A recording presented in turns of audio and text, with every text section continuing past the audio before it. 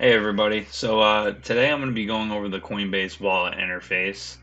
For anyone who's new to using the Coinbase wallet, I hope that this video will help you understand it a little bit better. Um, just so you know, this isn't financial advice. I think there's tremendous opportunity in cryptocurrency for anyone who wants to get involved. But I'm gonna go ahead and get started with this video so you guys can get on with your lives. Um, so if you look in the top right corner right here, you've got your QR code scanner.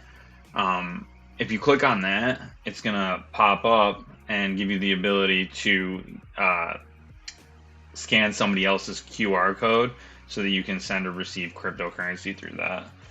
You can also show other people your QR code so that they can send you cryptocurrency. Um,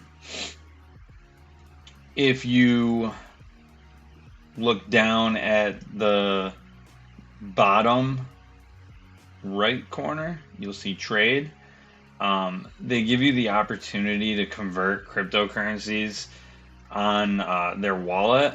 Especially with Ethereum, it's really expensive to do any trading on a Coinbase wallet. So I would recommend interacting with a Dapps instead. Um, I might be able to go in more depth on using a decentralized exchange to swap tokens in the future. I'm going to leave that for a different video. Um, Also, as you can see, you can send or receive crypto with the other two buttons right here. Um, so you can also connect to your Coinbase wallet, or you can connect to another wallet, or you can send it from another wallet. Um, if you go down here over by NFTs, you click on it, and that will bring you to where your NFTs will be stored.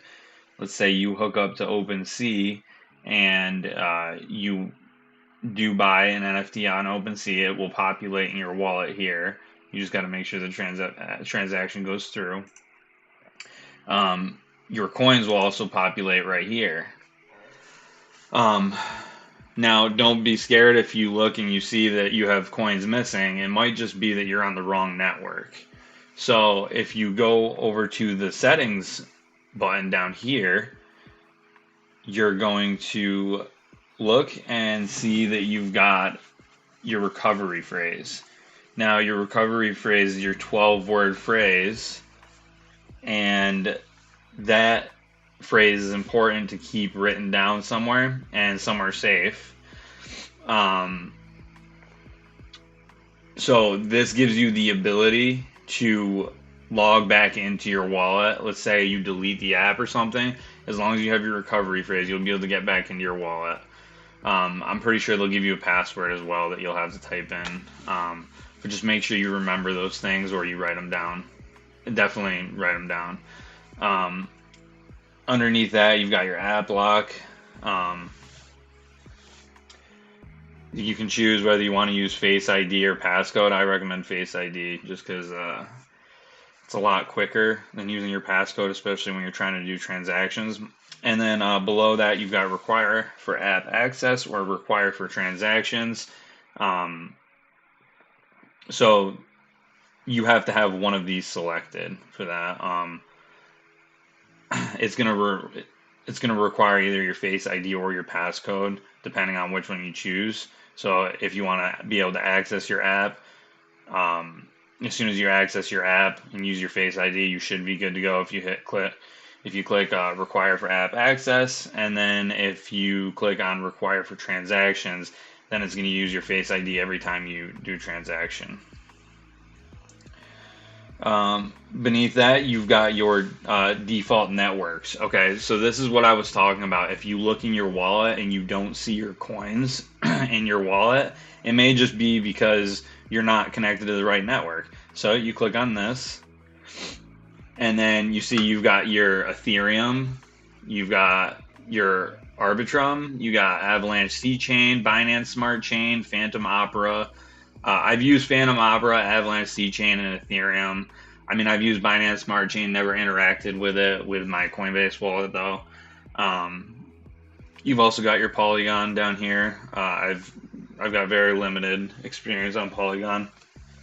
But yeah, so your Ethereum default network would be any ERC20 token that you own will be in your Ethereum connection.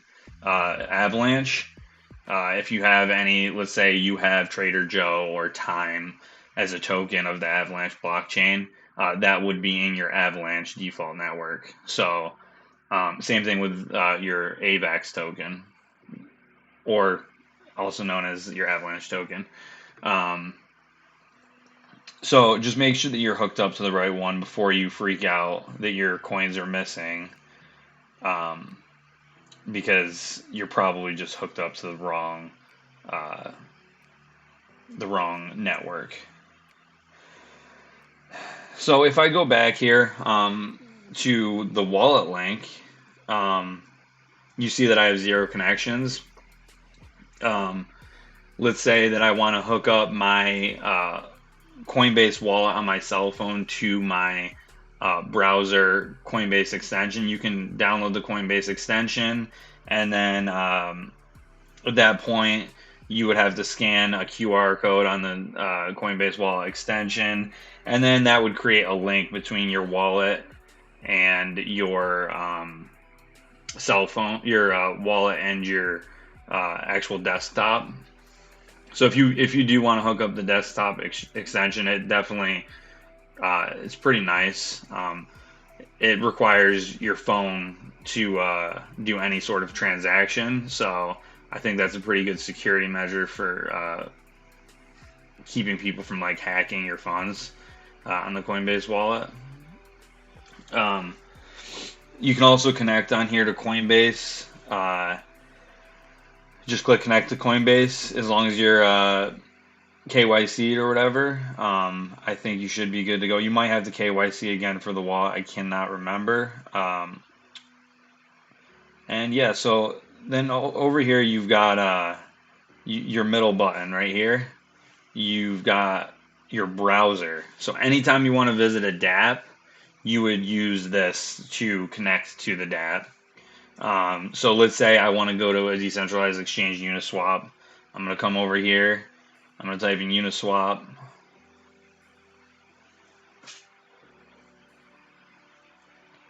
And it gives me the ability to go to uniswap.org, and I can launch the Dapp, and I can swap out my Ethereum for any ERC20 token. I also like to add bookmarks, just because if I ever need to interact with that site again, it will populate right here when you go to your browser. So hooking up to a Dapp, I'm just going to give you a quick example of hooking up to a Dapp with your Coinbase wallet. So let's say I want to go to wonderland.money, which is on the Avalanche blockchain. I'm going to click on Wonderland here. And then I'm going to make sure that I'm switched over to the Avalanche blockchain. Now, if I go to my browser, now I have access to stake my time. So I don't have any time right now in my wallet, but this is where you would do it to stake your time. So that pretty much concludes me going over the Coinbase wallet. If anyone has anything else to add, any questions, please feel free to leave something in the comment section, and like and subscribe. I'd really appreciate it. And you guys have a good one. Peace.